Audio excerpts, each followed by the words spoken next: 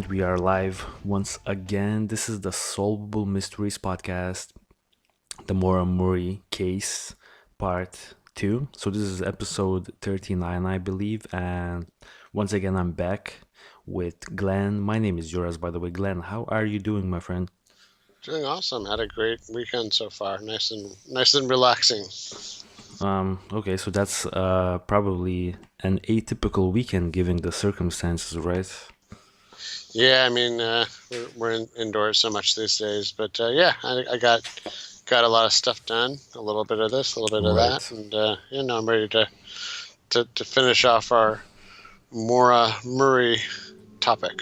Right, I feel like this episode is actually going to be even more interesting. Wouldn't you agree with me? Yeah, this one's going to get pretty wacky and weird. Right. A lot of interesting stuff to talk about with this one.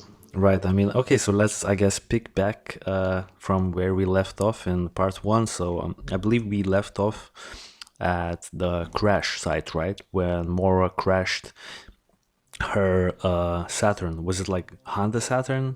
Something like that, right? So Saturn, I can't remember. It's like a General Motors vehicle. Oh, it's a GM. Okay. I think it's a GM or Ford or something. Yeah, it's some American-made thing. And there, let me just say, I owned one. I had a 90, maybe a 94. I can't remember what it was. I had it. It was like one of my first cars right. as an adult that we had bought used, and it was like a nice little sporty thing. It was cool for a while, and then it started falling apart inside because basically they're just made out of plastic. They're just like a big plastic car. And then the thing that's the most obnoxious is when the battery would get low, the transmission would actually start messing up. No joke. Okay. I don't know. That's not the case for a lot of other vehicles I've had, where the battery would get low and then the battery would just die. But in this car, in the Saturns, your transmission would actually have a hard time shifting. Okay, yeah, that's interesting. Well, maybe that's pretty weird. Well, that's a good piece of information for us right now, because Maura did crash her Saturn, so and it was already raggedy as heck. So maybe it wasn't in good repair. Maybe she wasn't good about swapping the battery out too much, because like I said, it would still start up fine, but it would be low voltage enough that the operation of the car would start messing up. So I'm kind of. So yeah, I mean, the fact that she spun out in the corner like you're showing there, maybe the car being real light had something to do with it, or maybe it just didn't. I don't know the physics of that. Maybe it didn't grip so well, if that makes sense. Right. Could be the case. So I don't know, man. Since you were covering everything that happened, and after the fact, after the crash, maybe you want to continue in, and then we can move forward into the theories. Yeah, so here's the thing. So she goes at around 7:27, you've got multiple people calling the sheriff's department, and they're calling on landlines because cell phones don't seem to work in the area. It doesn't seem to have coverage because it's kind of a rural area. And, the cops show up just about 10 minutes later. So, I mean, a little bit longer than that, but not too long. Any other time, it would have been completely reasonable, the amount of time it took, especially in a rural area where, cops could be in the whole other side of the county, right? So exactly, yeah. Yeah, they show up and there's no Maura. The car's locked up and shut down, and there's really no sign of her. And as far as we know, that's the last time. No one has ever seen her since. So that's the short version. The longer version is, what was kind of the weird stuff going on both at the time and then some of the theories afterwards, and even what was the state of the car, what was going on with the car? Was there anything inside the car that was kind of a hint? Well, I guess you can't really leave it like that no one really saw what happened. Then wait, have we mentioned that there was this neighbor who? Oh, that's right. The bus driver, right? Yeah. I'm not sure if you mentioned this in part 1, but just to make sure that we do mention it, let's revisit that whole situation where that bus driver We'll talk about him a little bit later on in the show as one of the persons of interest, but just to like give a situation what happened, because like we know he definitely stopped, right? Oh, but like haven't we mentioned him in part one? Like I'm sorry if we have. So he did. So yeah, we mentioned that, and then that seems to be pretty much the last communication anybody had with her. So like, I guess if we had to like, officially at least. Yeah. Officially, other than kind of these other side things that come in, and potential sightings, and potential kind of ghostly phone calls or weird phone calls to people. It seems like that's the last. At least it's officially like on paper. That's the last time anybody for sure saw her. Where it was like, here's the car, here's the person that was driving the car. Yeah. Looks like she's by herself. Looks like she's not injured. And she's like, hey, don't call the cops. I already called AAA, which they're like, well, how did you do that? Because cell phones don't work here, but whatever. So then that was even really nice, really, of all those people to call the cops anyway, right? Because they're kind of covering themselves so how too. many But they're people also called the helping cops, someone out. by the way? How you Like know? it sounds like at least 3 different households did. Okay. Yeah. So let's talk a little bit about the households.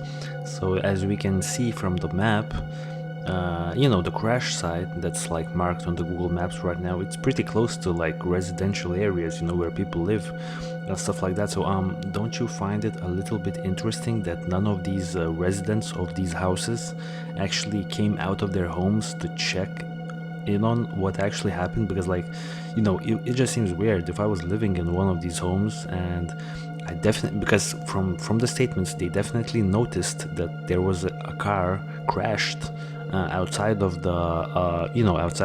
their homes by the corner. Pretty much, I don't know, man. Like if I saw that, I'd probably go and investigate.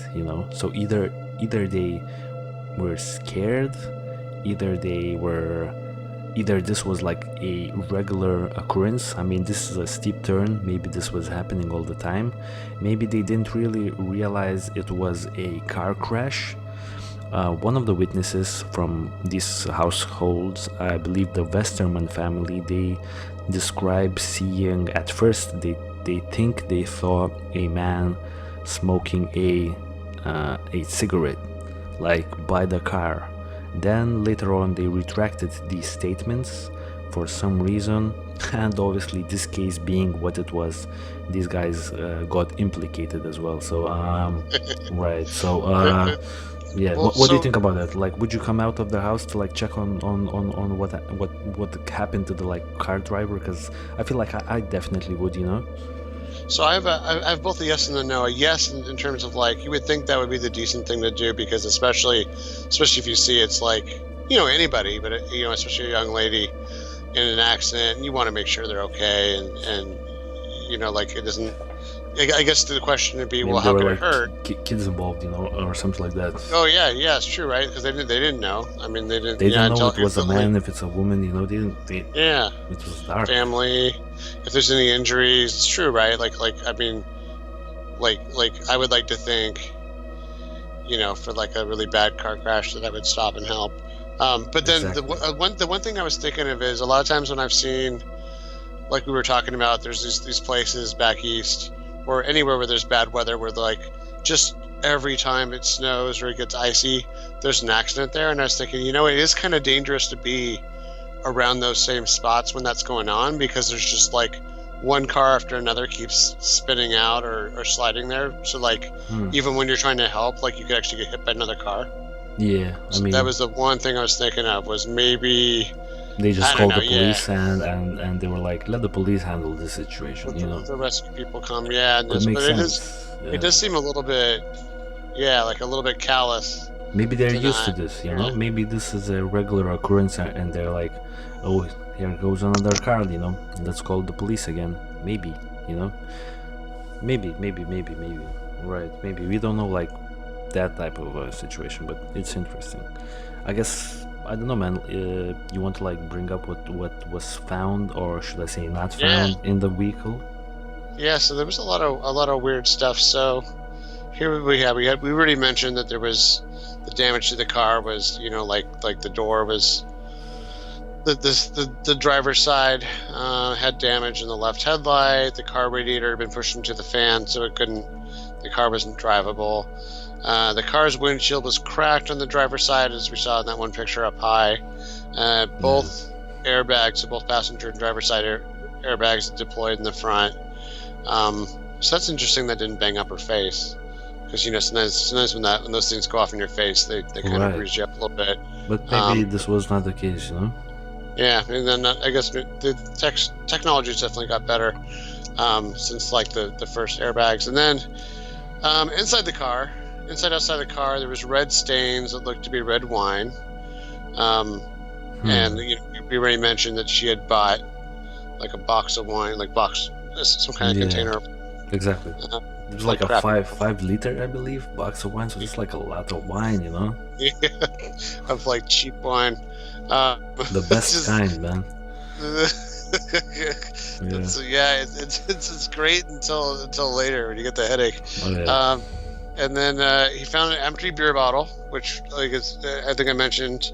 That's a big no-no here in the States. You can't be having an open container of alcohol in the car. Oh yeah. And the damaged box of wine in the rear seat. So that's probably from the accident. And he found a AAA card. So that's funny, because that would actually tie to her trying to call AAA. Interestingly, blank accident report forms. So those are the forms she went to go get. Gloves, compact disc, makeup. The makeup keeps getting her. Diamond jewelry. Right. Driving directions to Burlington, Vermont, which is had her favorite stuffed animal. No word what that was. Okay. And then here's the last thing. The last thing I think will probably tie into when we talk about the theories. Right. There's a book called Not Without Peril, which is a book about mountain climbing in the White Mountains. Damn, I completely forgot about that book. Whoa. And that's right. I believe the White Mountains are adjacent to where she is when this accident happened. Wait, what the book was called again? Let me just quickly. It's called Not Without Peril. Oh man, I forgot about the book. So wait, what was that book all about? About like climbing mountains, right? About climbing mountains and stuff. So that's kind of interesting, because we know she was in good shape, or had done track stuff. She'd done West Point and done like the survival course. So in theory, she had a skill set that might make her think that she could traverse some amount of the outdoors successfully. And then like you and I were talking about before the show, people like you who have grown up with snow and ice, and to you the snow and everything is not really a super big deal. You kind of know where like the limit is, right? You have a better idea than me of like when things are getting too cold, or when things are fine. Yeah, I guess. I mean, this is gonna be one of the like at the end of the show we will give out our I guess theories on what actually happened, and I believe this will play a part also. The alcohol may definitely play a part, in what I believe actually went down that night. So quickly before we, I guess, move even further into the interesting details, I think we have to mention a few things that we didn't mention in part 1, so that whoever is listening to this podcast could actually get a better understanding of the whole situation. So Maura, now from my follow-up research, she was actually quite she was coming from a family that was had a history of alcohol, right, abuse. That's what I've gathered. It seems to be at least implied. I haven't seen, and once again it's funny because it's the news stuff that you and I saw on YouTube and everything from the 2020 kind of reports and things like that. They kind of glossed over a lot of this. Maybe they didn't want to talk about it, and maybe the family wouldn't talk to them if they talked about things that weren't super flattering. But I mean, there seems to be some implication that supposedly her sister had been in rehab right around this time, or just gotten out of rehab. Yeah, exactly. So let's talk a little bit about that phone call that made her super upset with her sister, I guess, the one that she had during work, I believe, right? So, by the way, Maura had two part-time jobs, so that always like seems funny to me. Why not just have a full-time job, but whatever. So she had like two part-time jobs, and one of those part-time jobs, I believe, is like doing something with the university, right? Like watching stuff, and like, what was it like? I can't like put my head around it right now. Like a campus security job or something, which Yeah. Yeah, I'm not really sure what that entails, because could be a lot of things. Like, right. That's like a wide description of things that like what her functions was at that workplace. But I believe she had like that phone call, which really made her super upset with her sister. So from my end of the research, her sister actually started drinking again, and that was like the topic of the conversation. So yeah, that made her really upset, because her sister essentially just came back from like a rehab, and now she's drinking again. Yeah, and then we had speculated based on the the high number of accidents that we know she had. So we know she had two accidents for sure, right? She had the accident that we're talking about the last night anybody saw her, and then she had the accident Right. essentially like 2 nights before that, where we know those both happened, and we kind of speculated. There's a lot of speculation by a lot of folks that maybe alcohol was involved in that other one, but just the cops hadn't done due diligence to check for it. And then I don't know if it's a good time to mention it. There's sort of a third. There's a theory floating out there that maybe there was another accident that happened. I think we could definitely talk about that right now. We're not gonna mess up the sequence of this podcast. Right. So you wanna bring it up? Well, no, actually, I think it'd be good for you to review it, because I know you found this great source. It was a great Reddit conversation where it looked like at the university itself, there was a student. What is that person's name again? Right. This was a student named, like, this was a weird one. Petritwasi. So basically, this was a student. Okay, so the story goes. The Thursday before Maura disappeared, in the evening, close to midnight, Wasi left a club at Amherst and crossed the street, where he was struck by a vehicle. The vehicle took off and led him there with his injuries. It is theorized this may have been Maura, as she was seen very upset that night and had to be escorted from her work back to her dorm room by her supervisor. It's never been proven who the driver was, and Wasi can't remember anything about the crash or Maura. There's also some debate due to work timing and an upsetting phone call whether this could have been Maura running into him. So wait, like this. Okay, so some people believe that Maura got upset because of this crash, not because of the phone call with her sister. Yeah, like maybe. Show them. And maybe it was undermining, like this, coupled with what we saw as either kind of self-destructive or self-sabotaging behavior. Yeah, exactly. Maybe this was enough to start making her have panic attacks about driving and second-guessing herself with driving, and realizing, like, especially for the very last crash, thinking, oh geez, if the cops show up and they talk to me, like, I'm not going to hold up under pressure. I'm not going to be able to, like, kind of sweet talk them and make them not check me for DUI. If they check me for DUI, they're going to find me guilty of DUI, or they're going to have reason to apprehend me. And then if that happens and I go to court, then the whole credit card fraud thing, and then, like, there's this whole like slippery slope thing that someone like that could build in their mind, because, like, we're not even sure that her parents necessarily knew, because one thing we read from another Reddit discussion implied, I'm sorry, it was an online source, implied that she'd actually kept a lot of what happened at West Point secret from her parents. So, like, she kind of positioned it like, oh, it wasn't for me, and I don't think I want to do this chemical engineering thing after all. I want to go be a nurse. Right. And that I mean, we don't really know how the family took it, but maybe they just were like, oh, okay, all right, sounds good. I guess you want to help people. Yeah. Right. I mean, Okay, yeah, that's a weird change, but who knows, man, what she actually wanted to do. But right, so wait, so if that was the case, then it would make sense that she was like in a sense of like really like manic sense, like she was manic and she was like, man, I have to get away from everything for 2 weeks, for a week. That's why she wrote that email to her like professors that there's a death in the family and that she had to like dodge, but like I don't know, man, that could be the case. That's the only information I found on it, that there was this crash and no one really remembers it, so maybe she was involved. But I sort of feel like this could be like digging into it a little too much, but this could be the case. Who knows, man? Because Maura may have thought that she killed the guy, Right. So right. she was like, if she did think that she killed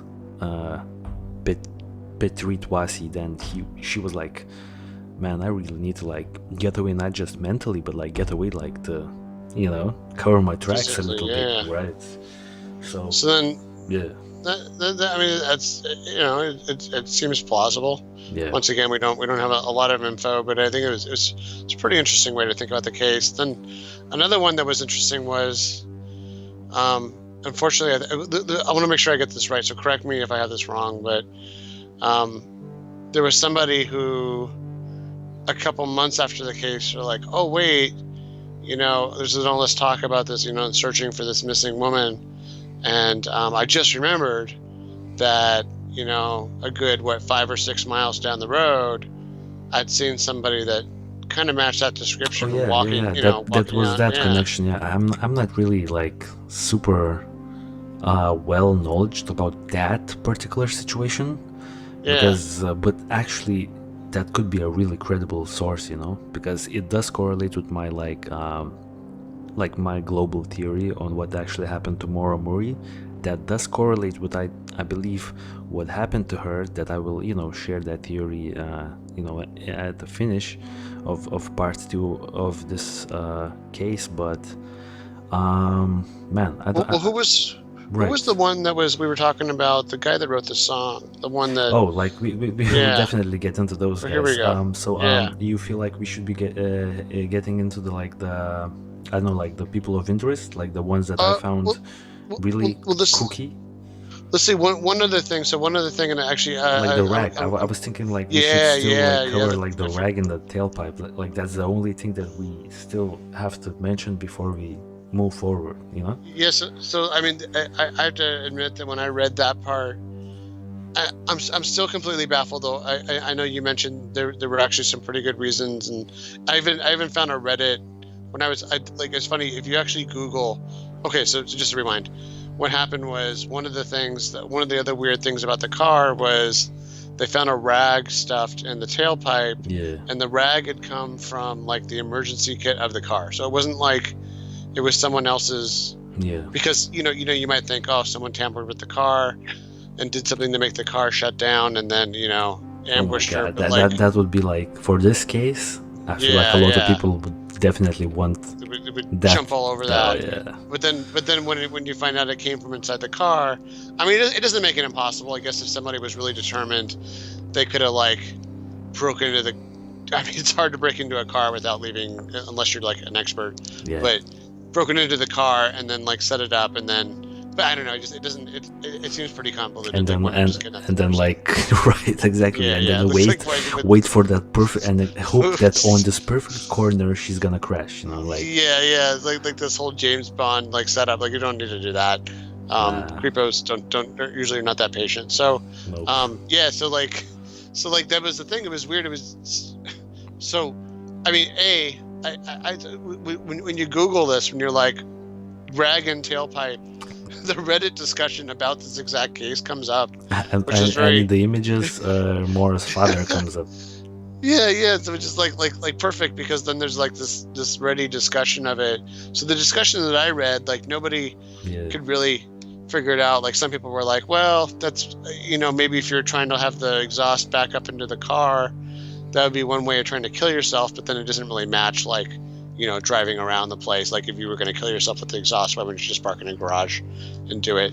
And just, I mean, just it didn't. nobody could really make sense of it. And then there was something about how you would use that to detect leaks, but I'm like, well, I mean, she's not a car mechanic, like She's driving, like. Yeah, she's driving. She's not really trying to diagnose the problem. No, she's like taken up on potentially Black drunk. Russians and right. Yeah, like packing up her stuff and everything. It's not like the time to do the tune-up in the car. Right. So that didn't make sense to me. But then you had some better explanations. Right. So the explanations I had was so basically this Reddit post made perfect sense to me. So it's like. In defense of Fred Maurice, Maura's father, rag in the tailpipe advice. So basically, I believe Maura's father gave her this advice, so that's why he got implicated, that he potentially wanted to kill her daughter or something like that, which I'm just gonna come out and say, like, he's not on my suspect list. I don't think that's what happened, but whatever. So basically, I guess wait, let me just right. So there is one case where Fred's advice is justifiable and credible. Perhaps Maura's Saturn had substantial holes in its muffler and or exhaust pipes, which is not uncommon. Like when I bought my car, there were like some little holes that we had to like get them patched up in the exhaust pipe. So this is a common thing, pretty much. This would allow exhaust to be vented even though the tailpipe is blocked, and assuming there are enough holes, allow the car run fine even without clearing the blockage. So I mean, this definitely would correlate with the car, because the Saturn, from everything that we know, was really messed up. So right, that would make sense. Yeah, you'll have to explain this to me, because I don't fully understand that part of it. So two things. One thing is, it's interesting. Like, I wonder if when you're living somewhere snowy, do they put salt in the roads where you live? Yeah, they do. Oh, okay. So then maybe it's all the corrosion and stuff on the underside of the car. Because I've never had in all my years. I've never had a car have like an exhaust. It's a mixture of salt and sand. Okay. To make the road less slippery. Yeah, we still do that. Yeah. Yeah, definitely. I've heard that you should never buy a car from like a snowy place, because we actually but by the side of the roads here in Lithuania, we actually have like these big sand boxes, which it would be like completely crazy for someone like from California to see, but they're like these big sand boxes, and they're just prepped with salt and sand mixtures already, like before snow, because if stuff gets really like icy and slippery, like people will wake up at like 5 in the morning, and they will like do the whole they will like lay that stuff basically on the roads, so that right. Now I know why I pay so much for my mortgage to live in California. Right, exactly. So, you don't have those issues. So I have to deal with that at 5 in the morning. Right. So okay, so then the other part I don't understand is, maybe this is just a physics thing. Like, why would you need to put a rag in the pipe to have the exhaust come out? Wouldn't it just come out anyway?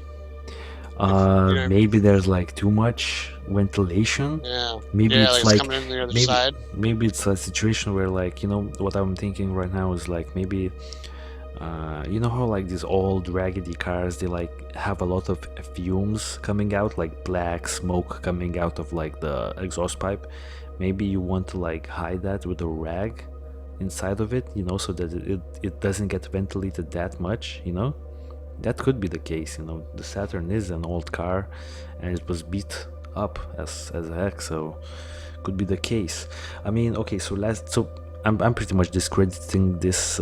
It's definitely not on my radar that just rag in the tailpipe was like a setup. I think it was a convenient way to solve some sort of issue with the ventilation from the vehicle. But the last thing that we have to mention before we actually go into the persons of interest, because right around this point I think we should start discussing them, because like we're 30 minutes in at this point.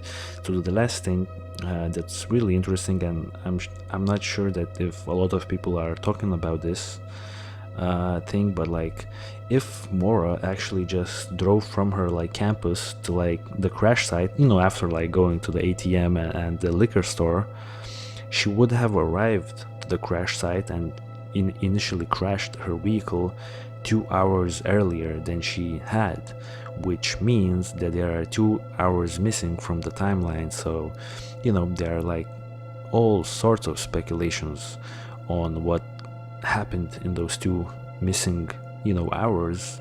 I heard like some psychic ladies talk about that she went to a bar and then she was followed by some guys from the bar, and then they just kidnapped her and pretty much killed her.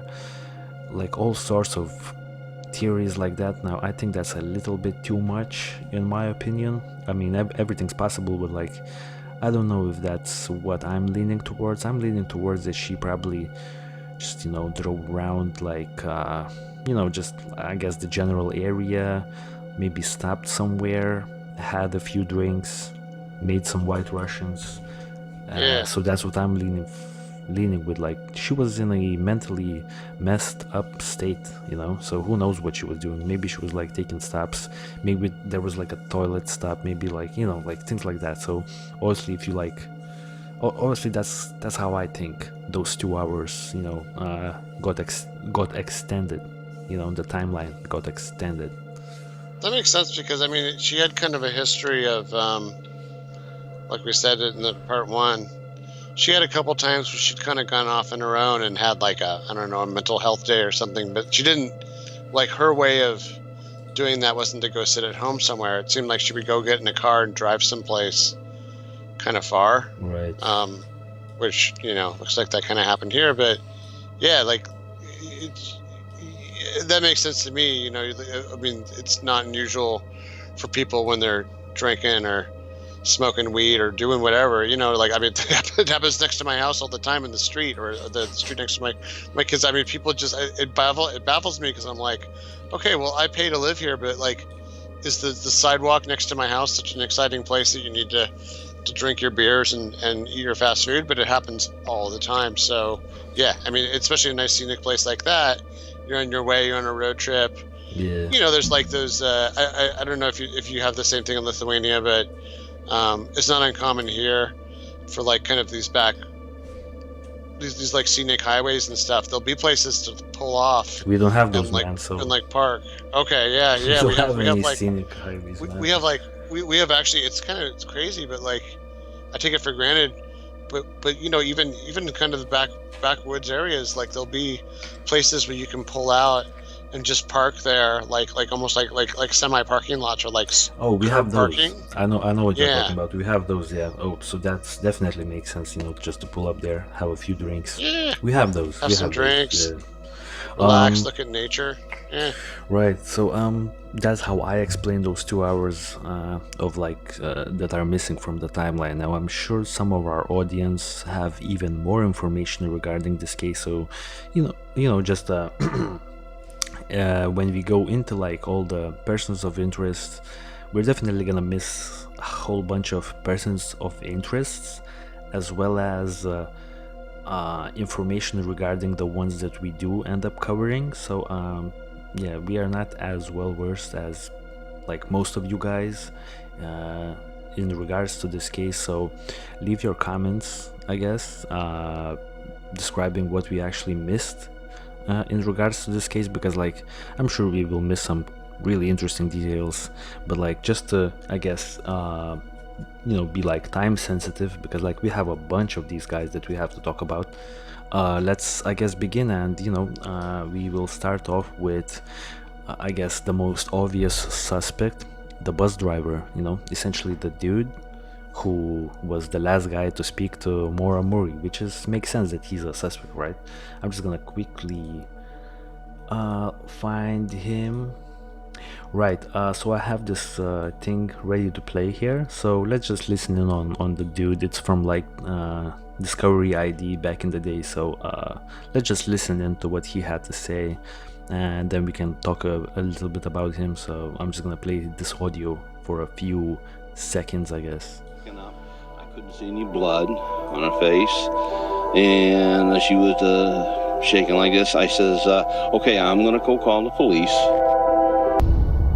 I spoke with the one witness that actually talked to Maura Murray that night at the accident scene. That witness says that Maura appeared a bit shook up, but she did not appear intoxicated.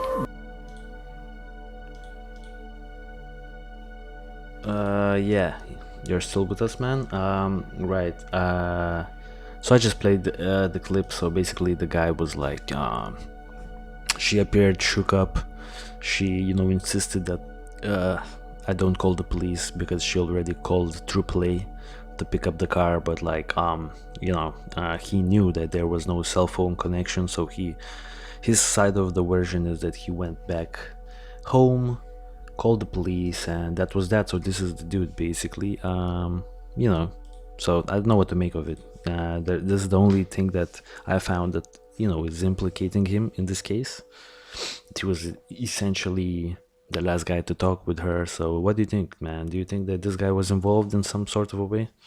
Nah, because I feel like, the thing was, I think all that whole conversation happened like within eye shot of like another like within view of another neighbor. So he was actually being watched. Yeah. When he had that conversation, and I would even harken back a second for like the bar theory, where it's like, for all people want to speculate, but unless they actually have anybody, like look at all the attention this thing has. Yeah. Did anybody actually even see her at a bar? Does anybody remember? XYZ. Like in this case of this guy, poor dude just tries to help, tries to make sure somebody, just like we were criticizing the neighbors for not coming out. But he was there. We still have the neighbors like ready to like in this list of like suspects. But here's the neighbor that helps, and like everyone's like, oh, he did it. Right. I'm not sure like everyone's like, oh, he did it. But this case Reddit. Is like where literally everyone is like implicated. So it is what it is. But like I don't get the sense that he had any involvement. It just didn't seem to me, but like I could be wrong, maybe this guy has like some sort of a torture chamber at his like basement or something, who knows, or had it, but like I don't think that this was the case. So let's keep moving along. So the second guy is interesting. He's like an interesting character.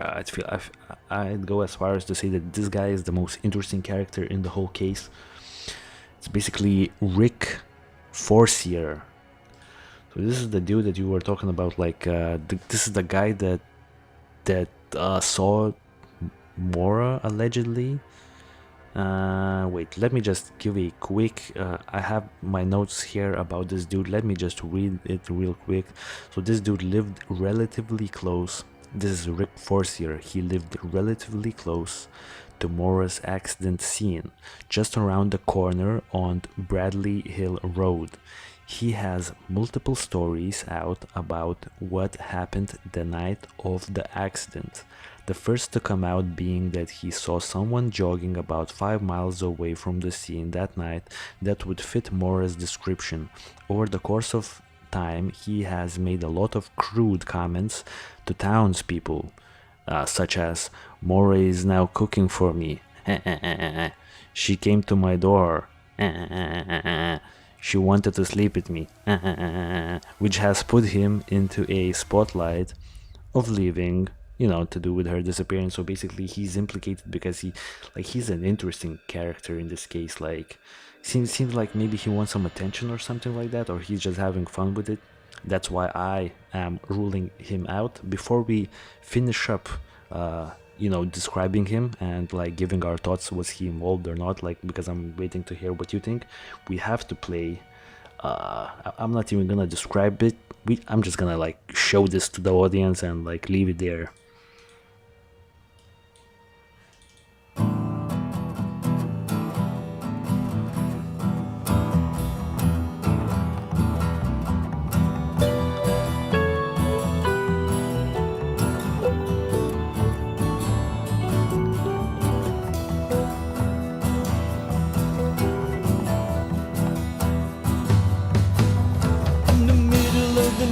When I hear a creepy noise,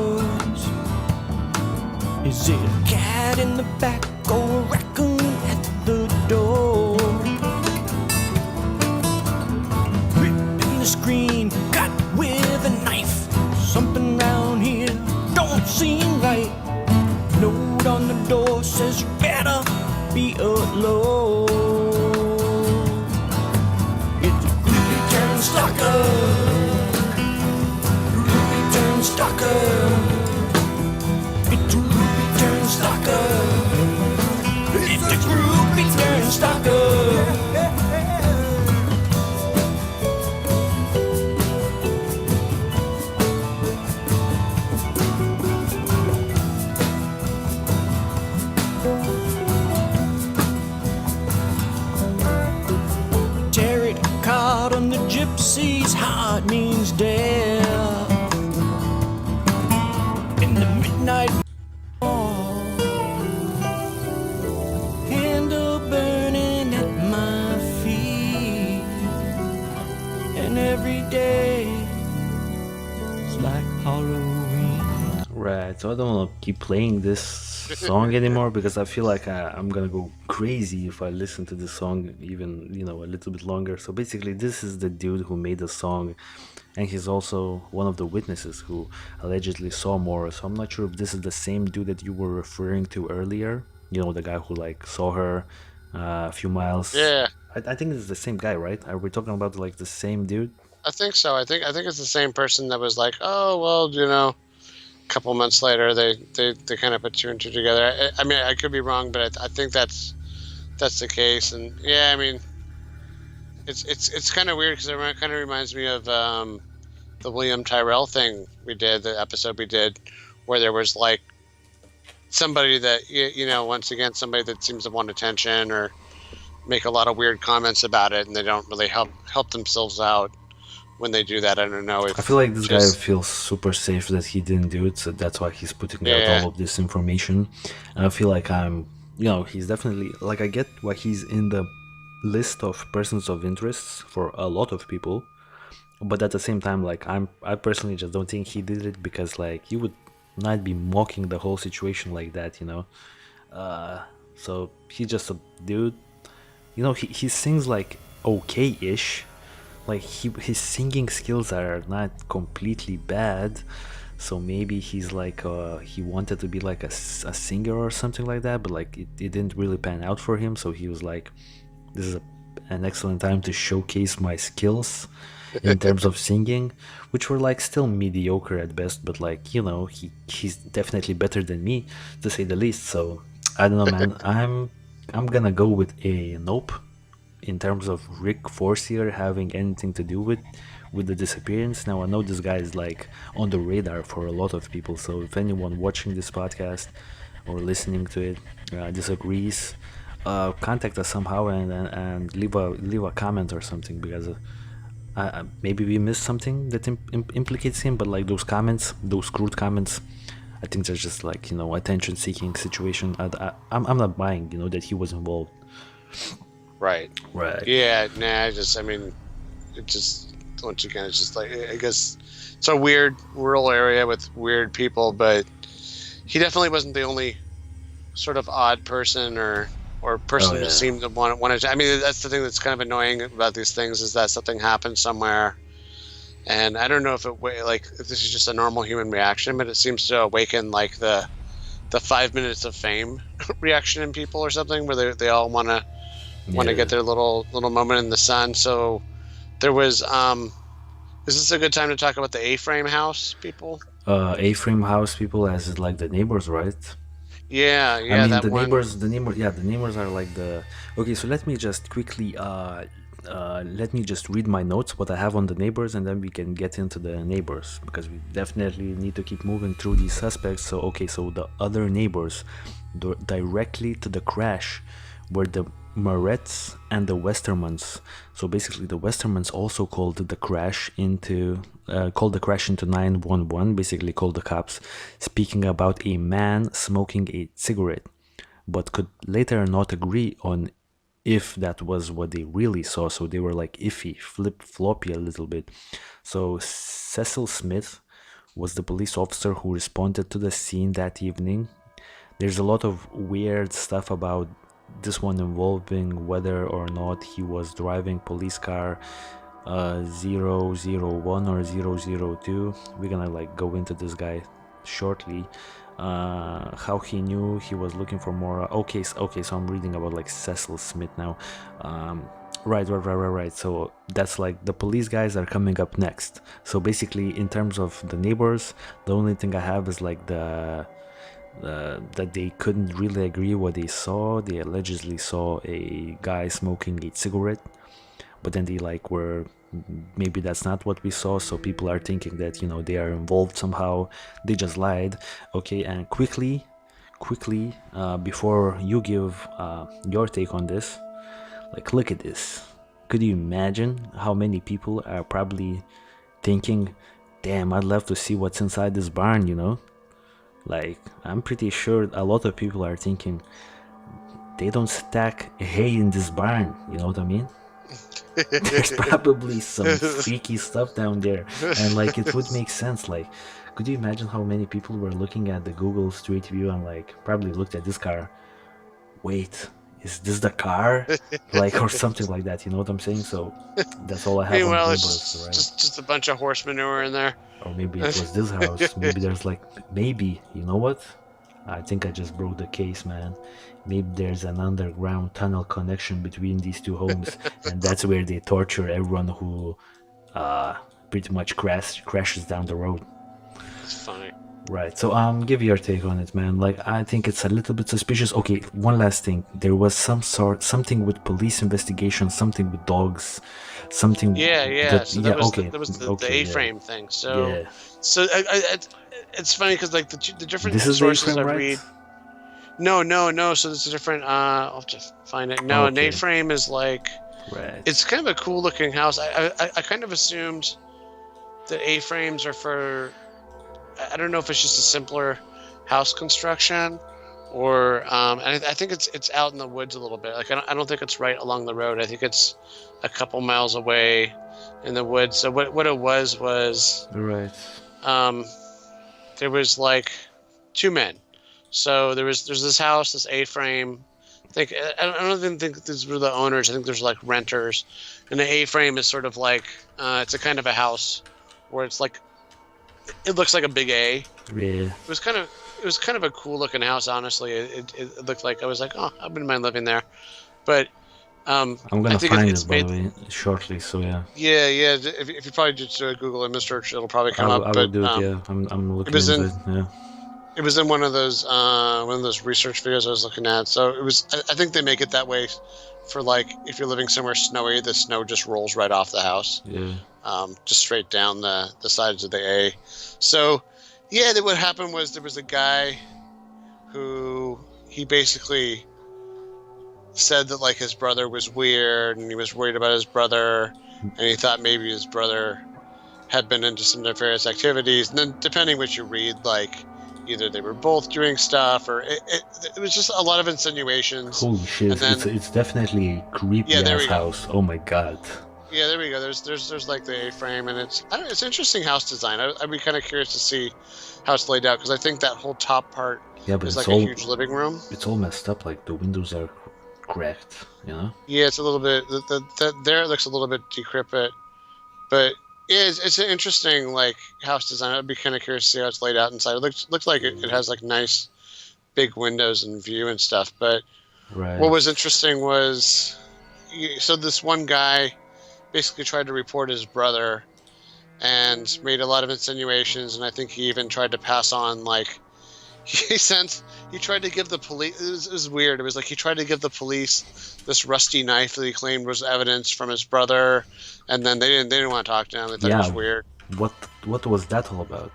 You know? Yeah, I mean, which makes you wonder, like, is it them not doing a good job, or was this guy just weird and wanted attention?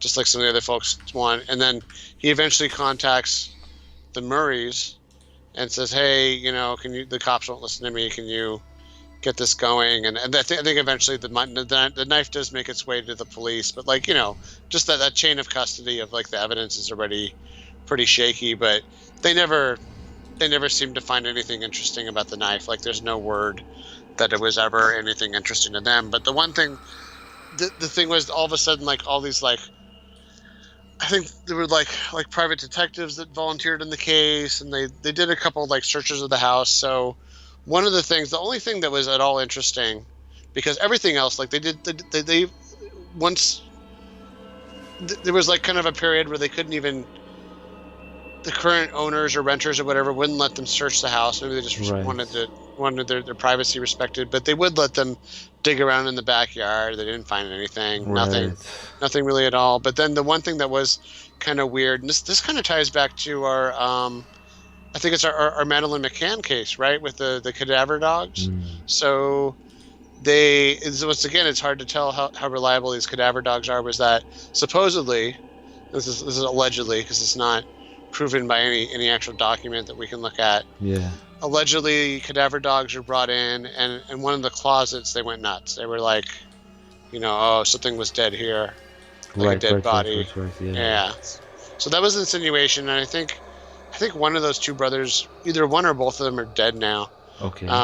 So it's not really clear, like, whether there's anything to be found. But I think what this one brother was alleging was that the other brother had like somehow been involved, like maybe Madeline, maybe too many M's. Right. But yeah, maybe for two, right? Yeah. So where was he? Was he over to Portugal? So that Maura had maybe wandered or made her way over to this house, and then this guy had like taken advantage of the situation to abduct her, and then he was some kind of serial killer. So that was the allegation, was that this brother had been doing other stuff. But once again, it's like, well, okay, who are the other? I guess the interesting thing is there are some other missing people from the area, but like maybe that's worth looking into in a different related episode. But nothing. It was one of those cases where, once again, are the police just not doing their homework, or is it just really there's nothing to investigate here? It's just one, like this guy's mad at his brother, so he's going to make problems for him, even in the afterlife, right? Yeah, even though I mean at the time I think he was still alive. Okay. But yeah, it's just like what's the axe to grind? Like I can't locate this A-frame house, to save my life, essentially. I think that's it. That looks No, like like it. it's but like I'm talking about like on the map, I want to see how far it was from the crash site, because I feel like it would give us a better idea, but whatever, man. I don't think I can locate it right now, so let's just keep moving. It was definitely interesting to me, and like thinking about like the neighbors, right? Since we're gonna be moving on with this theory. I think the neighbors, I'm leaning towards that the neighbors were not involved. I just don't see it, man. But man, this creepy ass W barn, as the conspiracy people have dubbed it, is like, it's I could see how some people would like question this thing. I'd actually, right? Could you imagine how many tourists have visited this corner? I mean, if you're like around New Hampshire, you know about this case and you had interest, you definitely been here, like, so these people probably have like they have like weird people like looking at their homes like all the time, like checking around the corners, taking pictures. I guarantee it. I used to work in a building that was like just a little bit special for like architecture stuff. It was like a converted, this is when this was rare, it was like a converted garage they turned into an office. And we used to have people in the parking lot and in the lobby and trying to like walk through the building like all the time, and we're like, dude, go away. So probably just like, it's probably just like here in LA we get a lot of tourists trying to like take a picture in front of the Beverly Hills sign all the time. It's so annoying. Yeah, I mean, it's not annoying for you guys, but like it's annoying for you guys, but not annoying for like people the like tourists. Yeah, like I do the same thing, so right. Okay, let's move into the next people that are implicated. So that will be Cecil Smith, also like Jeff Williams. So these are like I believe they are both police officers. Let me see. Okay, this is the crazy guy with the songs again. So basically these are the guys. Okay, so the bus driver was Butch Atwood. So, just for reference reasons. Okay, let's begin with wait, what is this? Rick Forcier has a connection to the Maura Murray case because of what he states he saw on the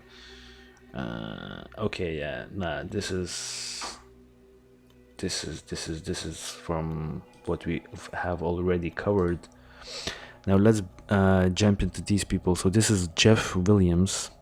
So basically he was the police chief at the time of the crash, and this is interesting. This thing is really interesting to me, and I'm sure you will agree. I'm pretty sure you don't know about this theory because I haven't really explained it to you.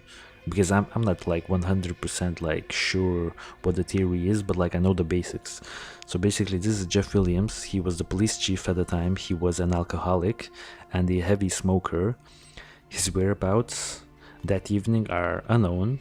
Supposedly he was out for dinner, but he has no clue where, so basically he probably can't recall it. And he is important in this case because of the 001 theory. Now, right off the bat, have you heard anything about like the 001 and 002 theories? Okay, so basically 001 and 002 are basically car numbers, police car numbers. You know, like how you would like keep tabs on who's having what car, like what police officer is like driving what car, what kind of like mileage that car has on it, like how much gas it has used up, stuff like that, you know. So it makes sense. But now this is, I'm just gonna quickly read this thing right here that's on the Maura Murray and the Silent Conspiracy blog. So it's a great blog. I really like this one. This blog, I actually feel like it's like my favorite one regarding the missing Maura Murray case.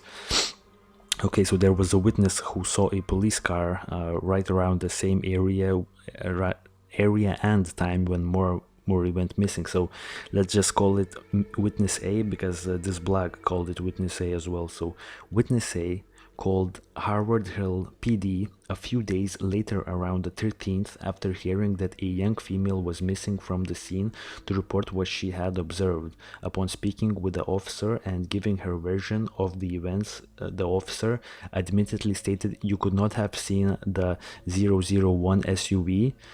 It was out of commission that week. We appreciate the call, but what you saw did not happen." So this is the statement that the police officers gave to this Witness A, but what the Witness A saw like prior, on the same day. So let's just rewind back. So that's an interesting response, right, from the police, that what you saw something different, like that's a defensive type of response, right? Wouldn't you agree? Yeah. Okay, so what the Witness A saw. So Witness A was passed and overtaken by a black and white police SUV with a 001 on the back right corner, and this cruiser then disappeared from her view. So it's essentially, a regular passing of a pedestrian vehicle by the police officer responding to some, I guess, emergency or something like that. So Witness A basically gets to the RTE, I'm not sure what that stands for, route, whatever, probably route 112 intersection, and takes a right onto route 112 east. Shortly thereafter, Witness A is passed, overtaken by the same black and white police SUV with the 001 on the back right corner. So what happens there is like this Witness A is driving, it gets passed by this police car with the 001 numbers on it, then takes a corner and is passed again by the same car. So this 001 police officer car is probably taking like, multiple, like, I don't know, like circles around the area or something like that. Right, so Witness A proceeds east to the route 112 and arrives at the WBC and notices a black and white SUV police cruiser with the same numbers 001 on the back right corner. The SUV is nose to nose with a dark colored sedan type car, and Witness A does not see anyone around the vehicles. Witness A continues to drive east and pauses in front of Atwood's, thinking maybe she could help, but figured LE was there, so proceeded east on route 112 and calls her father from the Beaver Pound pull-off area, as she always does on her ride home. So right, quickly, this is Jeff Williams. So he was not the driver, he was just the police chief, but maybe he was the driver, who knows. The person who responded was Cecil Smith. So what this theory essentially entails is that Cecil Smith had something to do with the disappearance of Maura Murray, because allegedly this Witness A saw both of the cars parked nose to nose, essentially right around that corner, but no one was there. So maybe Cecil Smith was like dragging her body somewhere or something like that. So basically this is the 001 theory. Also, this witness called the police a few days later or month, I'm not sure, but the police were like, that car was out of commission on that day, so you could not possibly see 001. But the witness insists that that's the number that was on that police car. So, what do you think about this? Yeah, it's weird. I mean, it's just so tough with witness testimony, right? Because people will swear that they have the detail right in their head, and then I mean, it would help if there was some kind of. I mean, it sounds like the records are working against that witness. Yeah. In terms of like if it's in the shop, I mean, right. That seems like a pretty good, paper trail. I feel like the witness could be credible. I tend to believe the witnesses most of the time. I don't know why. I just tempted go with the witness testimony, but at the same time, I feel like this could be just explained as in maybe the police guy was like out talking with the neighbors, trying to figure out where Maura was. So that's why he was not at his car when this witness passed them. And in terms of the 001 number on the vehicle, I feel like maybe like the police people got something mixed up, because they probably like after all working in the police force for like years and years and years, they don't really probably keep those tabs like on car numbers like super, nitty gritty, you know what I'm saying? So maybe that was the case. They just got it mixed up, and yeah, that's it. Yeah, the other thing I was thinking is, like, somebody could be getting mixed up about like on the police side. So especially because it sounds like it might be like a small police department. On the radio, right? You'll use certain unit numbers, but like, I know. So I'll just tell you for the LAPD, on the back of the police cars, there's a number. Like so that the helicopter, it's called a shop number. Yeah. And that's probably, and it's like it's written in like really huge numbers. This isn't the case for the obviously this is the car, by the way. This is the car. Yeah, okay. But you know what I mean, like so like I don't it sounds like they don't have an air unit, but like anyway, there's I see the 00 like 1, but it's probably not the thing that you're referring to. But it's probably a similar concept where it's like it's like a unique number on the back of the car, but then on the radio, the numbers don't necessarily have to align at all. So like okay. Every every car that's riding around, like in LAPD here, just even in the division, the police station by me, like they have a bunch of different patrol units, and that'll be like 17A 29 will be like an A car, which is 2 police officers, and it's like patrol 29 for like this area. But then the number in the back of the car is totally different. And I wonder if that's what's going on, is the person's getting confused about the zeros, you know what I mean? The 0101. Okay. Yeah. Perfect. Makes perfect sense then now that you described it. Yeah. Could be the case.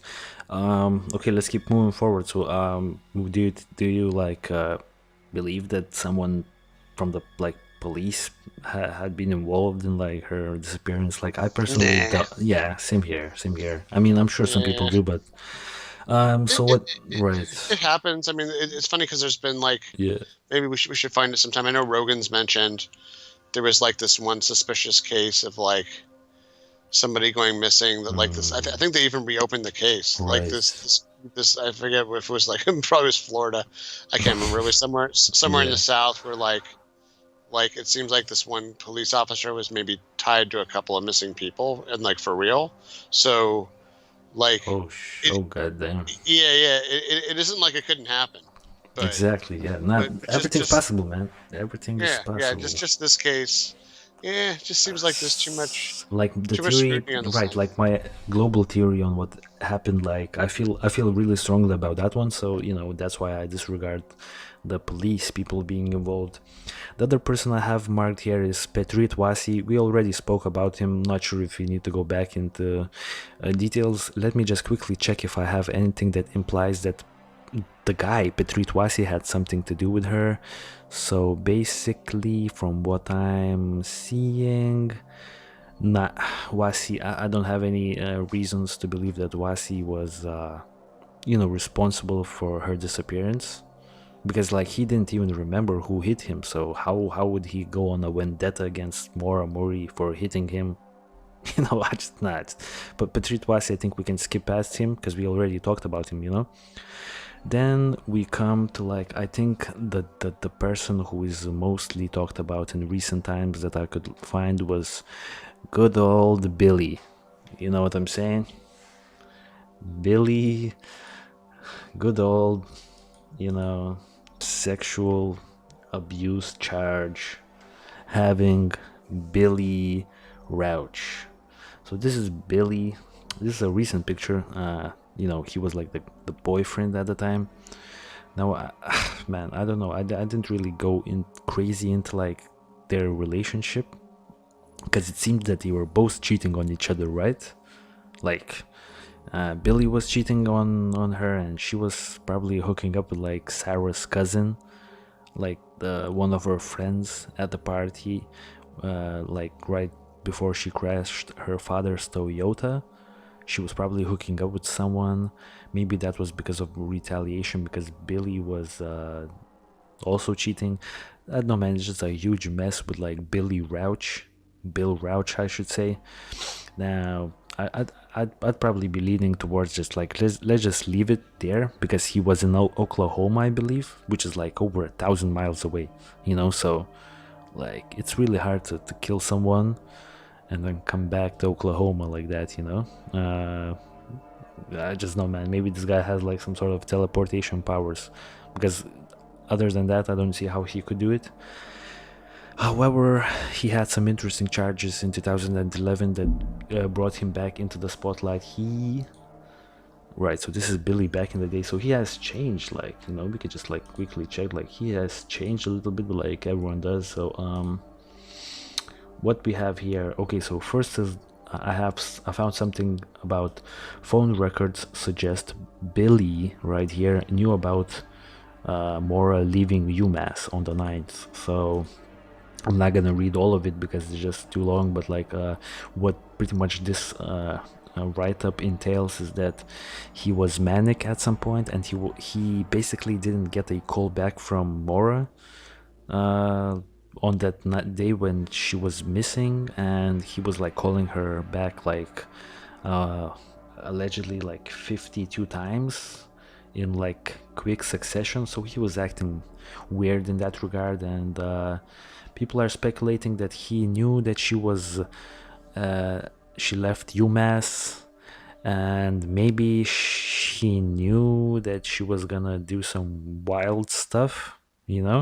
as she maybe has done, like drinking and driving, things like that. So I guess that's the implication. I mean, I don't know, man. From the interviews, he seemed like he was a smart dude, like a good dude also. So yeah, but also when I say he was a good dude, before you want to jump in real quick, I just need to mention that he has a case. Let's see here. He returns to court. Bill Rauch appeared in DC Superior Court today for hearing related to a charge of felony sex abuse.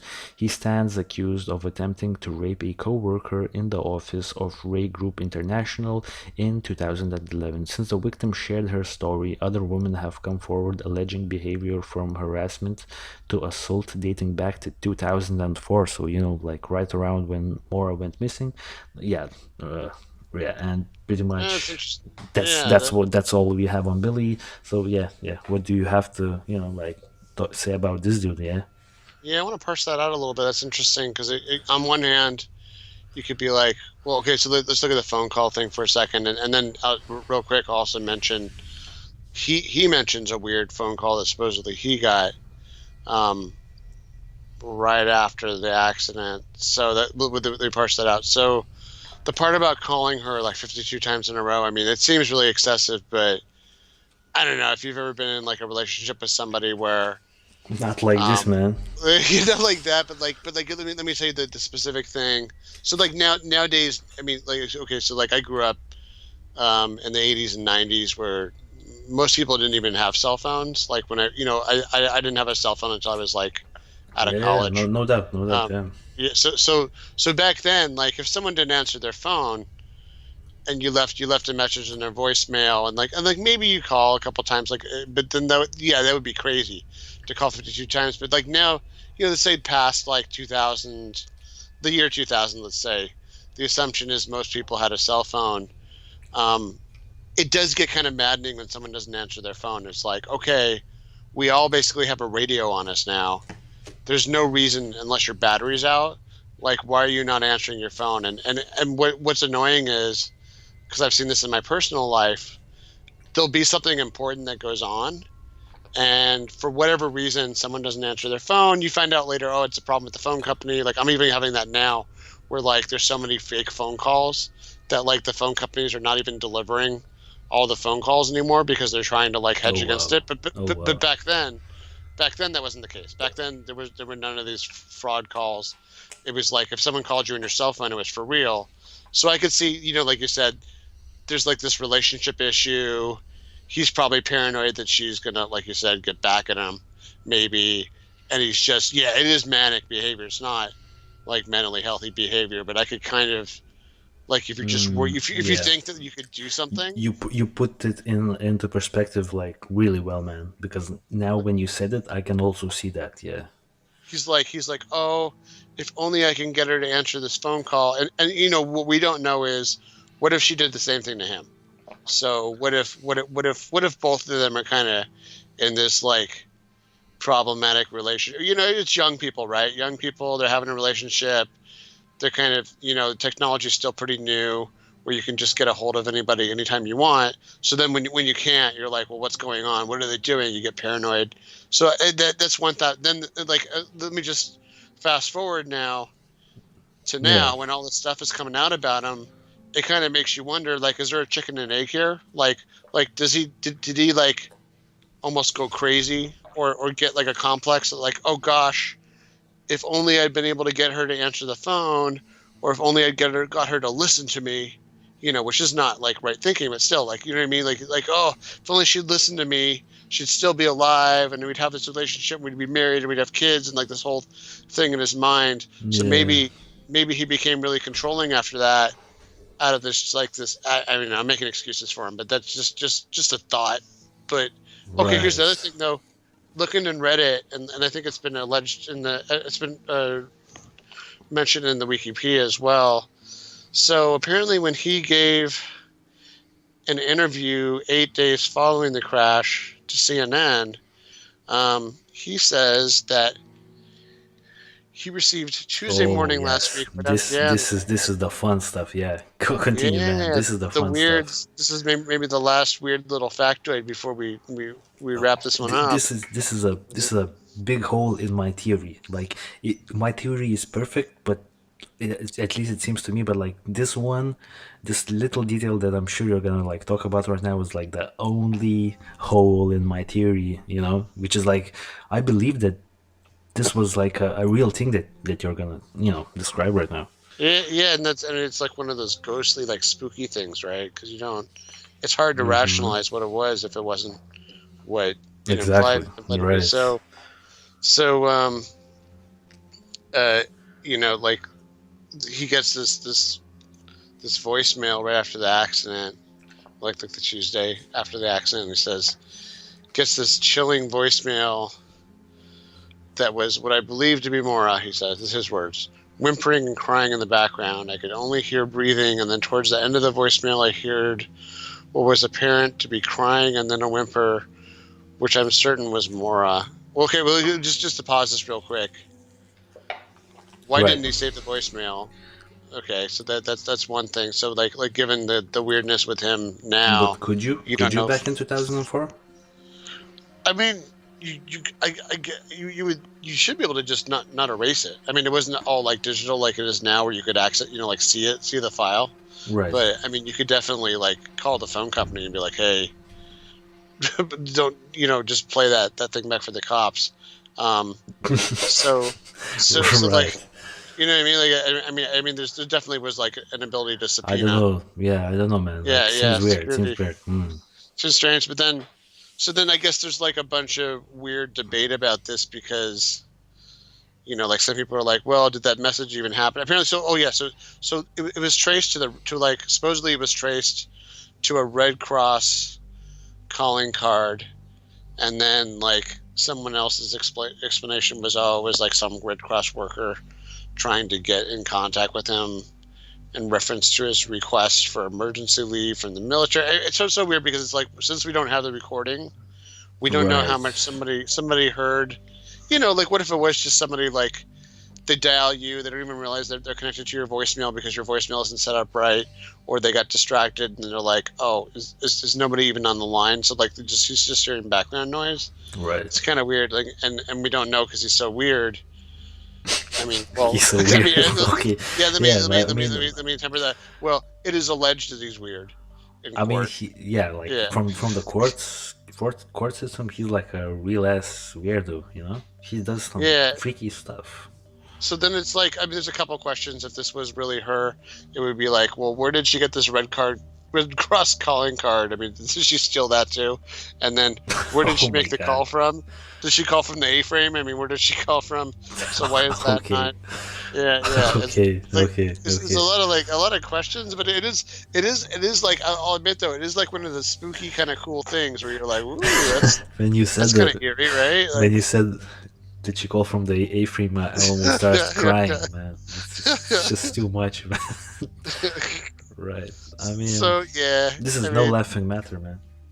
I mean, it isn't, but like, yeah. I mean, I mean, she's got her own subreddit. Like, literally, I'm reading this off of the Maura Murray subreddit. It's like she's almost become like a cult or like a minor deity.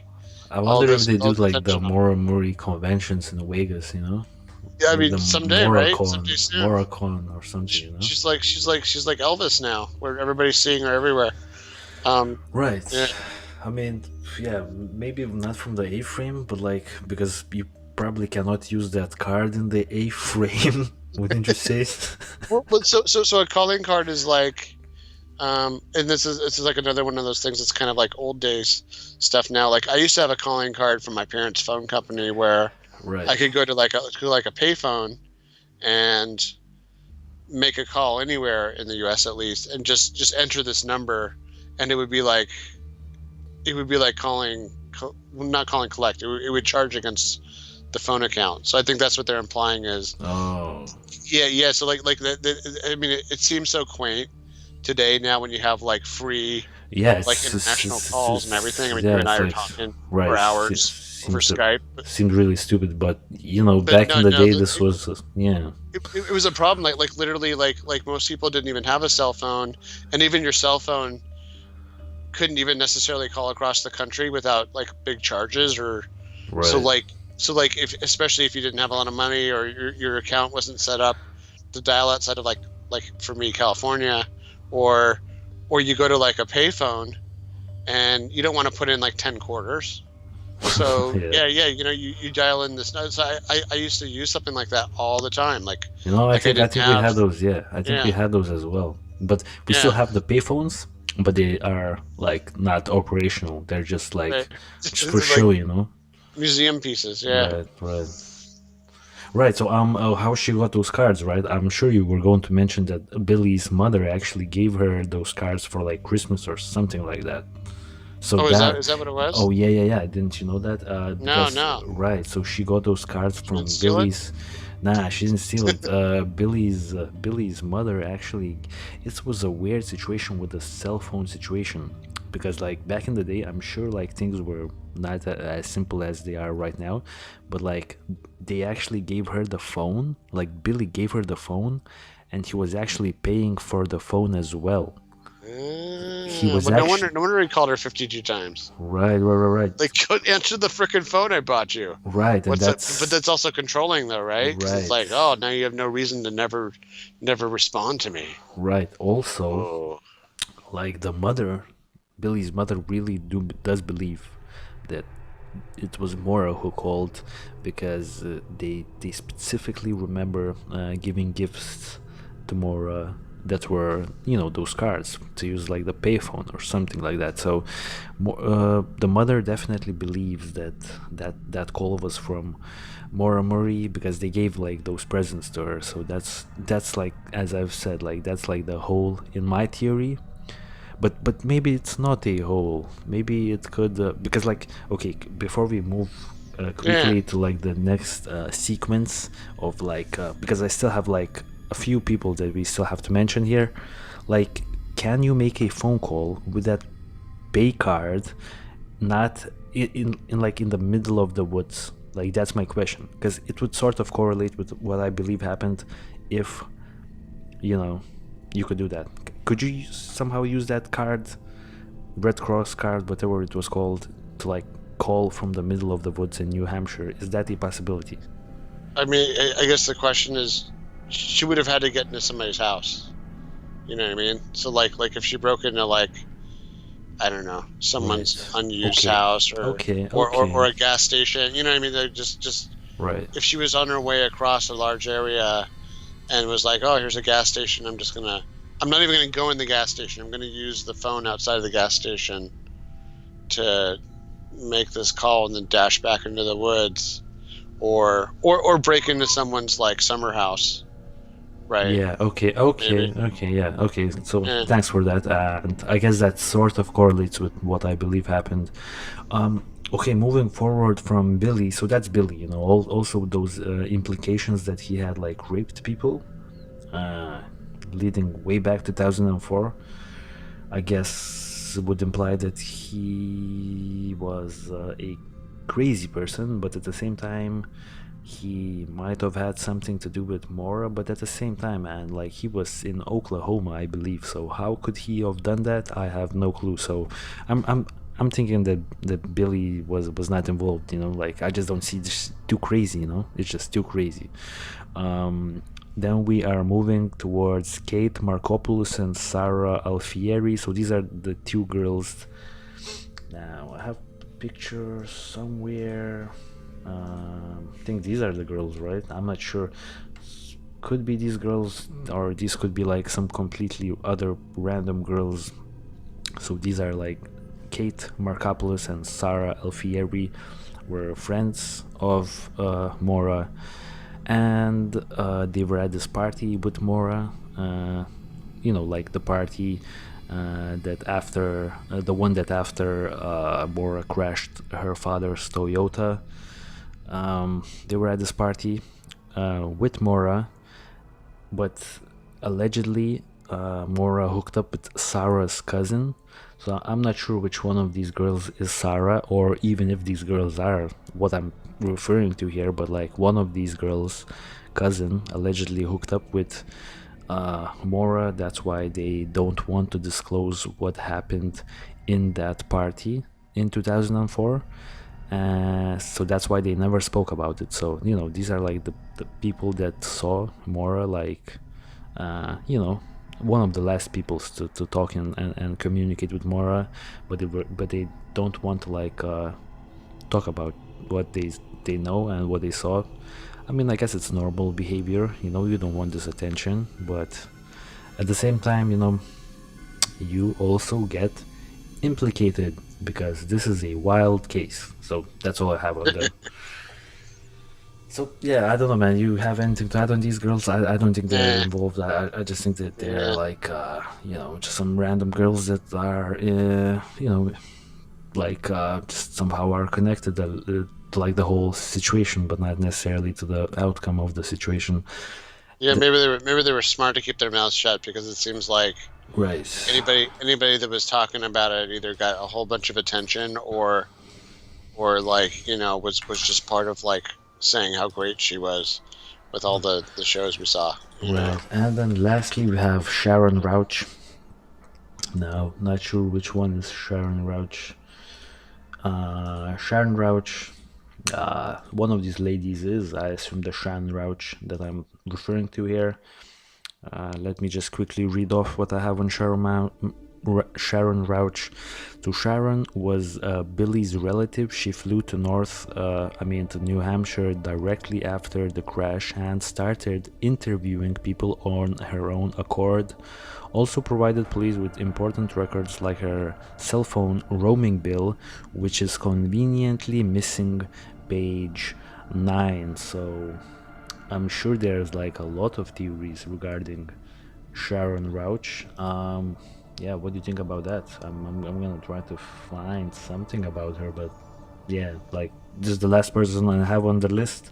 I haven't really looked into her that much. So I'm glad you clarified with the cell phone thing that Billy supposedly was the one paying for it. So is that why Sharon's providing Yeah. the cell phone? So, Yes. Okay, that makes sense now. And then, but somehow it's missing a page. But then I'm like, well, the phone company for sure could. Because they're charging the customer based on that. It feels like the phone company. You could just go to the phone company and say, hey, can you give me page 9? Right. I mean, the only interesting thing about like this Sharon Rauch person, it's like, why did she go there and start interviewing people on her own accord? Like, isn't that a little bit like overboard? Like who even are you? Like what are you even doing there? Like it's like, yeah. It's a little.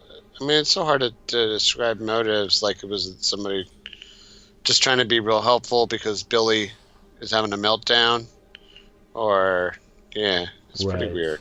Also, let's quickly go through like the Maura Murray Missing podcast blog. I mean, they have an excellent podcast. They have like over 100 episodes on this case, so that just lets you know how deep these guys are digging into this one.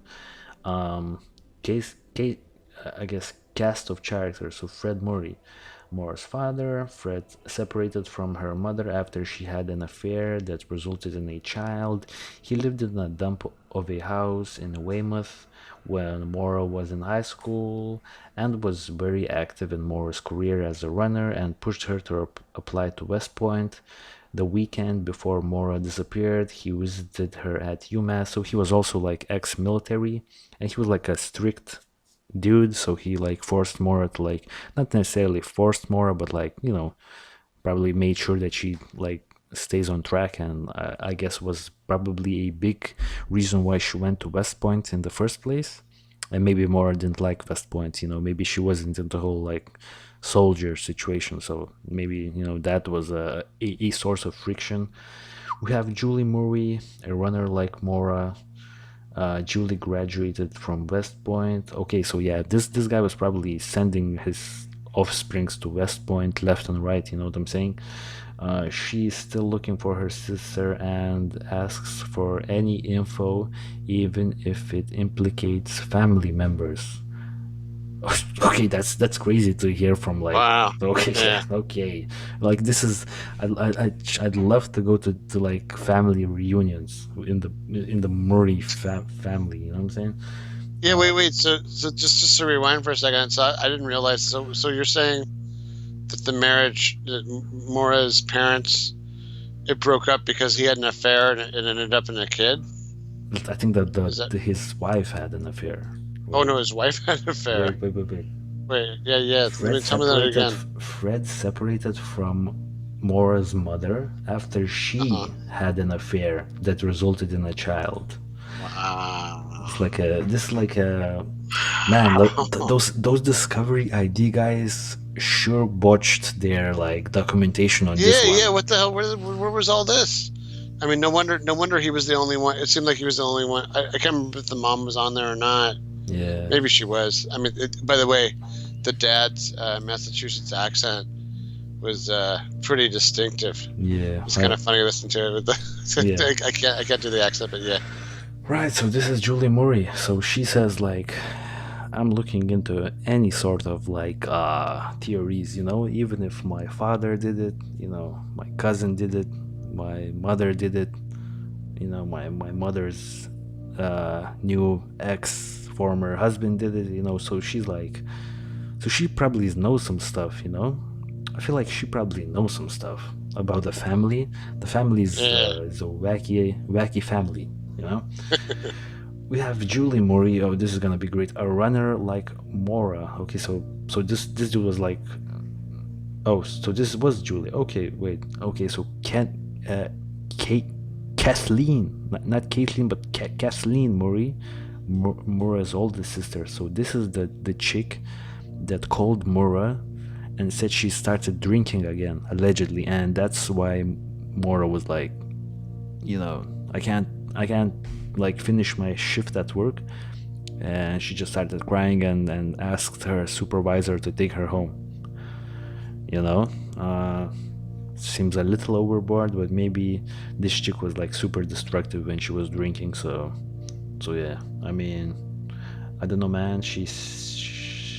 I really have no information regarding her, so I'm gonna say that she did not kill Maura.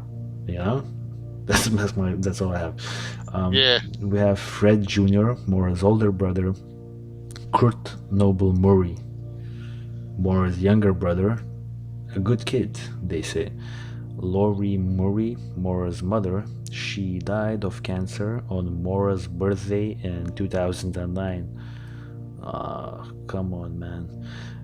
Billy Rauch, Maura's longtime boyfriend, he had graduated from West Point and was stationed at Fort Still when she disappeared. When police arrived at Maura's dorm, they found her things packed and an email to Billy printed out and placed on top of the boxes. The email referenced a time Billy had cheated on her.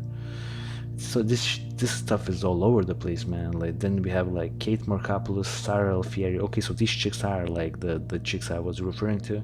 And then lastly we have a dude that I didn't talk about, was Tim Carpenter, Kathleen's ex-husband. They were still married in 2004, and he helped with the search for Maura in New Hampshire. He says Fred is a dangerous man and did not appear invested in the search for his daughter when the cameras were not around. Yeah, I love this family.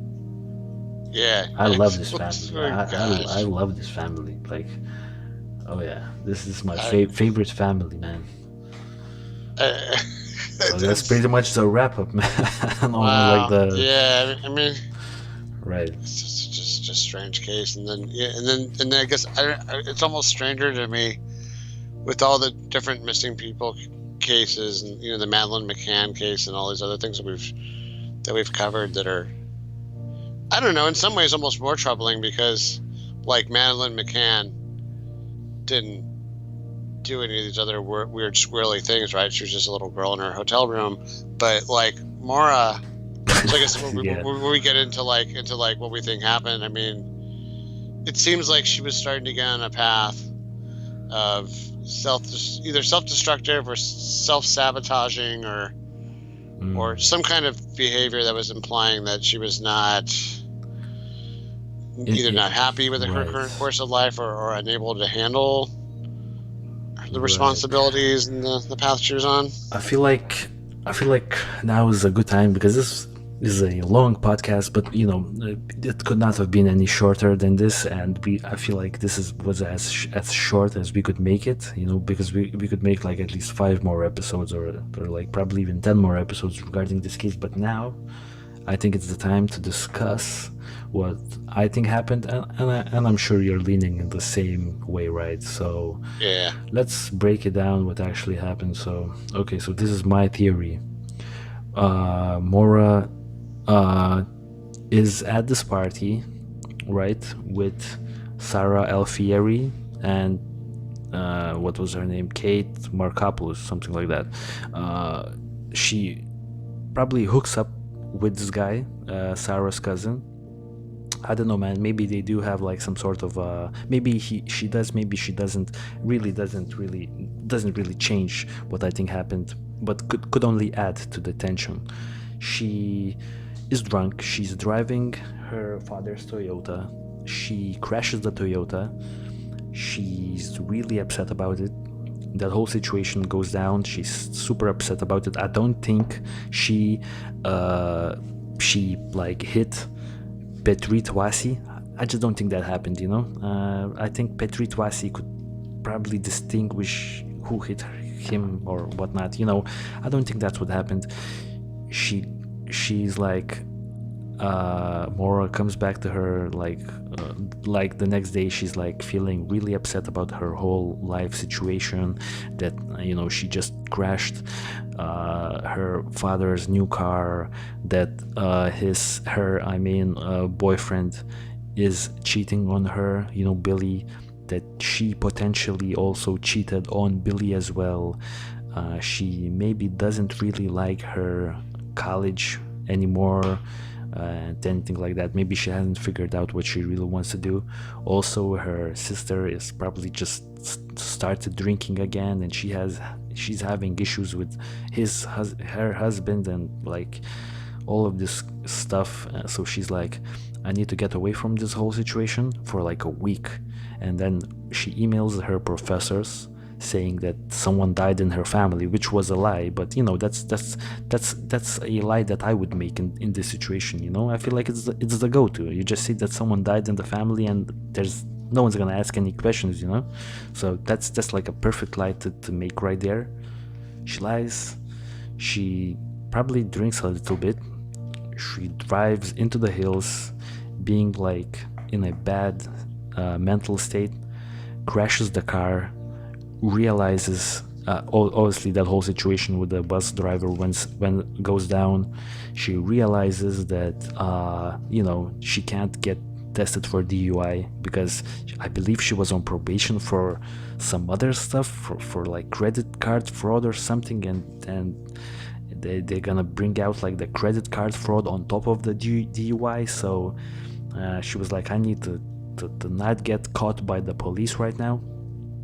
She goes into the woods to hopefully sober up, or like do something like that, like sober up, just get away from the whole situation. She's drunk, so she doesn't feel the cold, as well as like she doesn't have a realistic understanding of how cold it is outside. She goes into one of these forests. Like, if you go like in this direction, like, may the Lord be with you, you know what I'm saying? So yeah. I feel like she may have went to this direction. She didn't realize she was super cold. Maybe somewhere along the line she ran into like a cottage, something like that, made that phone call to Billy. Not realize, by the way, Billy's phone was also messed up because it's alleged that sometimes people were on like they were leaving like messages, when you can't call someone, you leave a message, a voice message. So sometimes on Billy's phone you could actually leave a message without even knowing that you're leaving a message, because the phone didn't give any indication that, oh, you're about to like leave a message in like 3 seconds. You know what I'm talking about. So yeah. Basically I think this could have happened.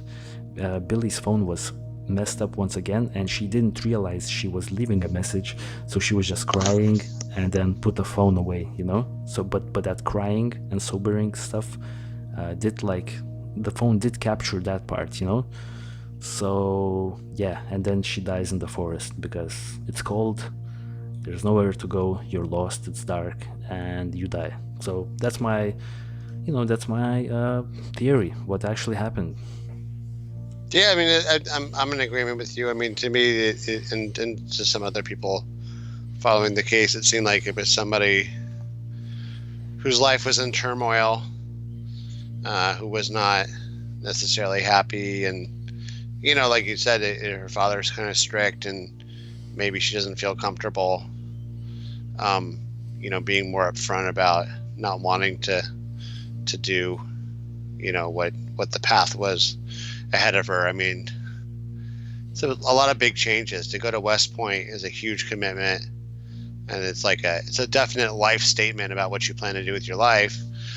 And then to go back on that intention and to switch majors so significantly, and then you're going to be a nurse. And once again, a nurse is that's like signing up for a whole other marathon of responsibility. You know what I mean? Crazy. I mean, that's I mean, that's a whole other level of responsibility for sick and dying people, and like, not easy work. It's really hard work. Not that it seems like she wanted easy times in her life. I mean, running and everything. Clearly, she was used to signing up for stuff. But like, some people. I mean, I don't know. I mean, I remember people in high school who, had like good grades earlier in their academic life, and at some point they're like, "Oh my God, I don't want to do this treadmill anymore. Like, I don't want to bust my butt to get straight A's anymore." And then like they changed and they didn't do so well anymore. But the other thing I was thinking of is too, like someone might ask, someone listening to us, because I think just like you do, that either intentionally or not, she went off into the woods or went off to try to walk away from that. Maybe just like that book that was in her car, maybe she had some kind of hopes that maybe she could cross the border up into Canada, or somehow go off into the wild and survive. That's a long walk. It's like, yeah, it's a long walk, but I mean, I guess people have done it to smuggle and things like that. Maybe, she may have been super confident, having been through that West Point survival course and things like that. But yeah, it seems like a pretty dumb idea, but it doesn't seem like she was thinking super clearly. But regardless, or whether she had planned to kind of die off in the woods, someone might ask like, "Oh, well, how come they never found her body? How come they never?" And I'll say, look, we've already covered, even on the show, like the Lindy Chamberlain case. No, they never found that baby's body either. That wasn't even in the snow. That was off in the desert. It's right there. It was right there. Yeah, right there, right next to. I mean, they searched. They had 300 expert trackers, and they never found anything. It took them years to even find the coat. So I'll give you by a complete accident. Yeah, and there was a case here. I'll tell you, when I was growing up and I was in Boy Scouts. I remember this when I was in Boy Scouts. There was a kid named Jared Negrete. So not Michael Negrete. Yeah. Strangely enough, another Negrete. So this was before Michael Negrete. But this is a kid named Jared Negrete. He was a brand new Boy Scout with another troop, and they were out in the mountains. I want to say like the San Bernardino Mountains, and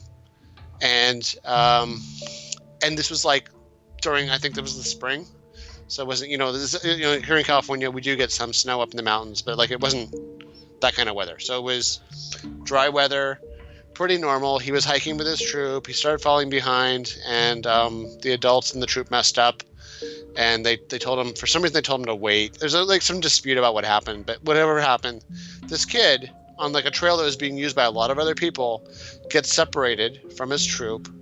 And like, just think, I mean, this is a trail that probably had hundreds, if not thousands, of people on it. Yeah. This kid manages somehow, they think maybe intentionally, like he was trying to get back at the troop, gets separated from his troop, goes off the trail.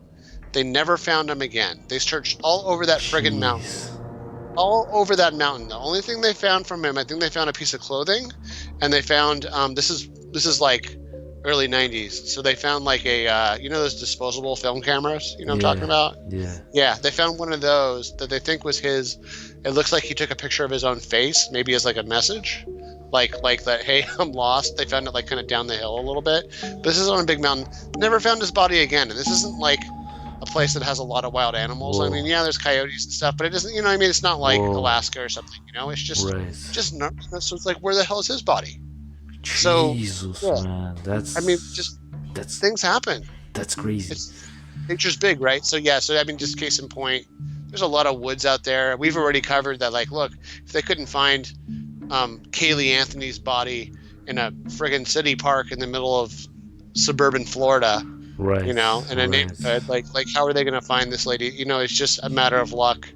I mean, it's hard to get found even when you want to get found in an environment like that. So yeah, I think that maybe she wasn't happy with her life, and maybe she intentionally went off there in the woods to end it, or just made some really bad decisions and wasn't thinking clearly and paid for it. And then as far as whether that Red Cross thing really happened, if it did, maybe she broke into someone's house and they never reported it. They're like, oh, like the wind did it. The wind knocked in my window.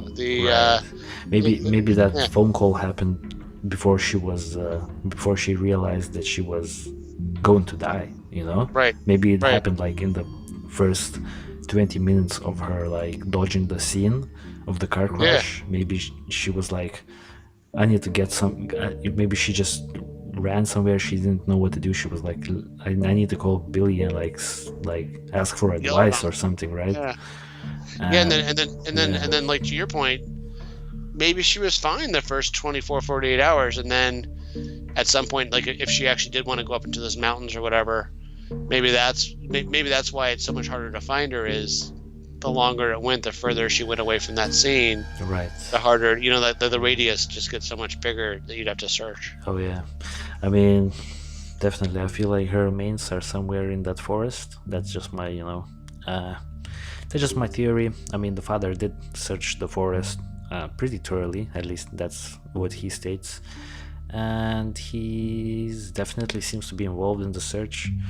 I mean, a lot of people are involved in the search, so there's no fear that this case is gonna become like a cold case. Like, it's a cold case, but it's definitely being followed upon, so I mean, that's great. That's great. We can definitely monitor the situation, and maybe when something more interesting comes up, we can like probably return to this one. But I feel like for now we're in agreement, right, that something like that happened. Nothing, no foul play. Like, I'm ruling out foul play. All those A-sized homes, like the neighbors, like the police guys. Nah, man, I'm linking towards that this was an accident, and yeah, she was in a bad mental state. She got, in a bad situation, and she died. Yeah, so this is it for I guess episode 39 for part 2, right? Anything else you want to add before we sign out? Yeah, just thank you to everybody for your subscriptions and your views. Just keep it up. I know during this period right now, there's a lot of reasons to want to be distracted from the news. So please use our show for that purpose, and subscribe, and let's think about other things. Right, exactly. This has been episode 39, guys. If you have your own theories, which I'm certain you all have your own interesting theories on what happened, leave them in the comment section. I know we missed some stuff, so don't take it personally if we haven't really covered everything, because we really just try to like get all the interesting details in two episodes, which is really hard to do with this case, given the fact that there are other podcasts that have like over 100 episodes about this one case, so there's no way we could have done that in 2 episodes. We did our best. If you liked this video and the podcast series, the 2-part series, I don't know, man, leave a like, subscribe for more stuff in the future, and yeah, for now, guys, stay safe and catch us on episode 40. Peace out.